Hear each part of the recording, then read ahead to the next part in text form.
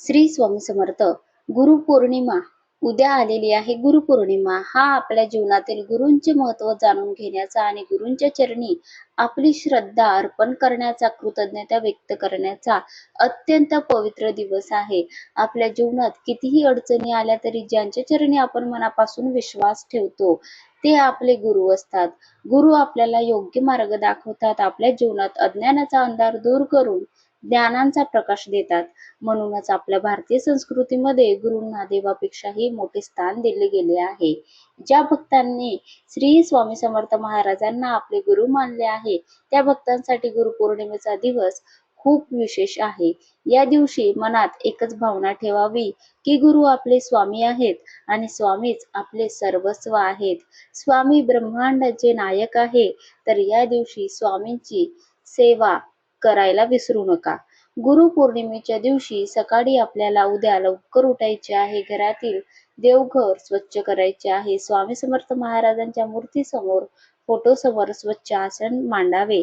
स्वामींना अष्टगंध, चंदन, गंध, अक्षदा लावून धूप दीप दाखवावा. स्वामींना पिवळे चंदन, या दिवशी पिवळ्या चंदनाचा गंध लावावा, कारण हे गुरुतत्वाशी जोडलेले आहे. त्यानंतर स्वामी समर्थांना एक श्रीफळ आणि एक गुलाबाचे फूल श्रद्धेने अर्पण करावे. श्रीफळ आणि गुलाबाचे फूल अर्पण करताना मनापासून प्रार्थना करावी. स्वामी महाराज, आपणच माझे गुरु आहात.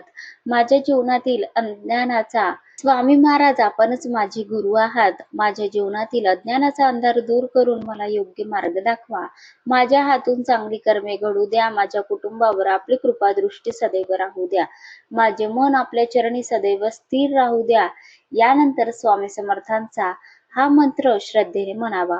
अकाल मृत्यू हरण सर्व व्याधी विनाशनम श्री स्वामी समर्थ महाराज पादोदक तीर्थ जठरे धारयाम्यहम शिरसा धारयाम्यहम. हा मंत्र मनापासून म्हणताना स्वामींच्या चरणांचे ध्यान करावे. शक्य असल्यास मंत्राचा जप 11 वेळा किंवा आपल्या श्रद्धेनुसार करावा. त्यानंतर श्री स्वामी समर्थ हा नामजप मनामध्ये सुरू ठेवावा. गुरुपौर्णिमेच्या दिवशी शक्य असल्यास आपल्या जवळच्या स्वामी समर्थ मठात किंवा स्वामींच्या मंदिरात जावे. तेथे स्वामींच्या चरणी एक श्रीफळ आणि एक गुलाबाचे फूल अर्पण करावे.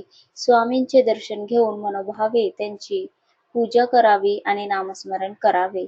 तेथील गुरु किंवा सेवेकरी यांच्या मार्गदर्शनाने स्वामी समर्थांना आपले गुरु मानून गुरुपद घ्यायची भावना ठेवावी. गुरुपद घेताना काहीही स्वामीकडे मागू नये, तर तुम्हीच आमचे गुरु असं सांगावे स्वामींना. गुरुमंत्र किंवा दीक्षा आणि योग्य मार्गदर्शनानेच घ्यावी. परंतु प्रत्येक भक्ताला जर मठात किंवा मंदिरात जाणे शक्य होईलच असे नाही. त्यामुळे मठात किंवा मंदिरात जाता आले नाही तरी अजिबात काळजी करू नका. तुम्ही तुमच्या घरी सुद्धा श्रद्धेने गुरुपद घेऊ शकता. आपल्या घरातील देवघरामध्ये स्वामी समर्थांचा फोटो किंवा मूर्ती ठेवावी. एक श्रीफळ आणि एक गुलाबाचे फूल अर्पण करावे. स्वामींची सेवा करावी. धूप दीप दाखवून स्वामींचे नामस्मरण करावे आणि मनापासून प्रार्थना करावी. गुरुपद घेताना मनात संकल्प करावा, श्री स्वामी समर्थ महाराज हेच माझे गुरु आहेत. तुम्हीच माझे गुरु आहेत. स्वामींच्या चरणी माझी श्रद्धा आणि भक्ती सदैव राहू दे. स्वामींनी दाखवलेल्या चांगल्या मार्गावर चालण्याची शक्ती मला द्या. माझ्या हातून चांगले कर्म घडू द्या आणि माझ्या जीवनात सदैव आपल्या कृपेचा आधार राहू द्या. मी जसा आहे तसे स्वामी मला स्वीकारणार आहे आणि माझ्या हातून स्वामी तुमची सेवा, नित्य सेवा घडू द्या, अशी स्वामींना प्रार्थना करायची आहे. आणि मित्रांनो, फक्त स्वामी समर्थच नाही तर ज्यांना आपण मनापासून आपले गुरु मानतो त्या आपल्या गुरुचे गुरुपदही या दिवशी श्रद्धेने घेऊ शकतो. आपण ज्यांना गुरु मानतो त्यांना आपले गुरुपद घ्यायचे आहे. एखाद्या भक्ताचे जर श्री स्वामी समर्थ महाराज किंवा गजानन महाराज असतील तर त्यांनी गजानन महाराजांना गुरु मानून त्यांच्या चरणी श्रद्धा अर्पण करावी. ज्यांचे गुरु साईबाबा आहेत त्यांनी साईबाबांना आपले गुरु मानून त्यांचे पूजन करावे आणि त्यांच्या शिकवणीप्रमाणे जीवन जगण्याचा संकल्प करावा. तसेच ज्यांना इतर कोणतेही सद्गुरू किंवा संत आपले गुरु वाटतात, त्यांनी त्यांचे स्मरण करून त्यांची चरणी आपली श्रद्धा अर्पण करावी, आपली सेवा अर्पण करावी. कारण गुरुपद म्हणजे केवळ एखादा विधी नाही, तर गुरुपद म्हणजे मनापासून आपल्या गुरूंवर श्रद्धा ठेवणे, त्यांच्या शिकवणीचा आदर करणे आणि त्यांनी दाखवलेल्या चांगल्या मार्गावर चालण्याचा संकल्प करणे. गुरुपद हे गुरुपौर्णिमेच्या दिवशीच घेतल्या जातात, म्हणून हा दिवस वाया जाऊ देऊ नका.